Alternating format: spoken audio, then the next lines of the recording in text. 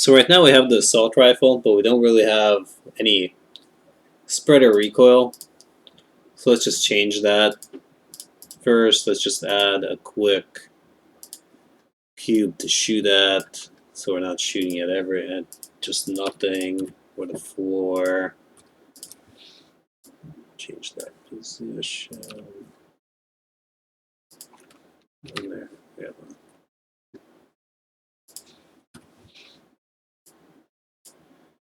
Nice wall to shoot at.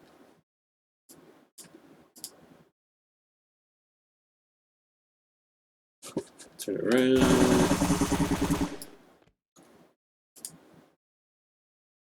Just position this here.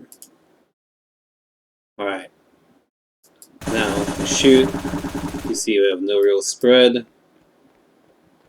Ooh, oh god. Oops. Okay. Anyway. We shoot. We have a tiny bit of spread, but not too much. So that can be controlled. Just do that so we don't have to walk. So that can be controlled on the weapon. Just go to the assault rifle. Shootable weapon. Firing event. Just up the spread.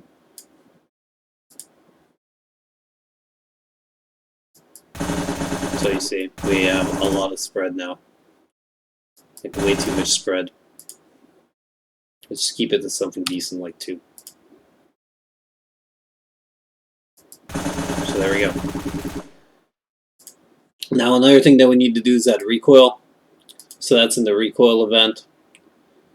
So a good way to add it is to just add some recoil accumulation, so the longer player shoots, the more it recoils. And then you can just bump these numbers up.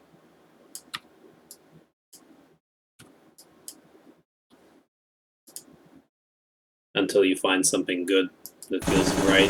So here's the assault rifle. I mean, that feels pretty good. So now you have a functional assault rifle.